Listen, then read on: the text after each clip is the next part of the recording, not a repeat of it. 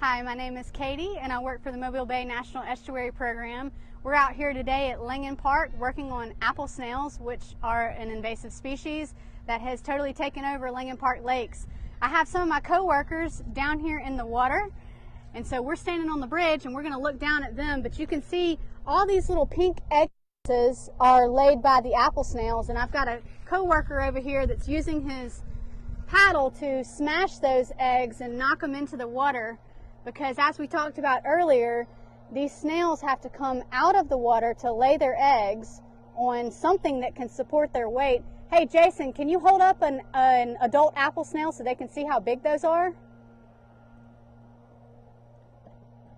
And notice that Jason's wearing gloves because these are some nasty little guys. And that's what one of the snails looks like. So what we do is yeah, they'll hiss at you when you drop them in the bucket, but I'm pretty sure they're just pushing air out as they close their trap door.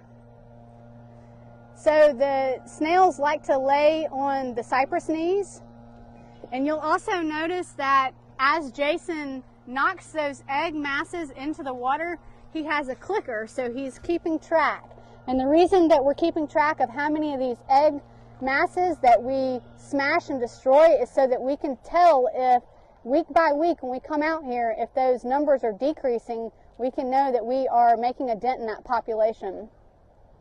And what have y'all seen from week to week? Have you been able to collaborate any of that data or look at any of that data? So far, it's really been about the same. I anticipate that now that we have most of the shoreline vegetation has been chemically controlled, I imagine that the more people we can get in kayaks out here, that number will start to go down, and especially as we start to collect more and more adults. But we don't really have enough data yet to determine whether or not we're just keeping them at bay or if we're actually decreasing their population. It looks like he has several snails in that bucket. He does.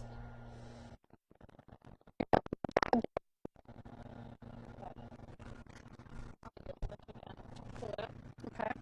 Remember the other side? Yeah. So what you can see though is that there's this big island in Langan Park, and so what we're finding is that a lot of adults are concentrated in the shady areas or in the shallow water around this island. And so as we decrease all the opportunities for them to lay down at the end of the dam where we were earlier, what's happening is it's forcing them to start laying their eggs all around here. They lay them on the pilings that's holding this bridge up. So any hard structure that they can get to lay on is where they lay their eggs.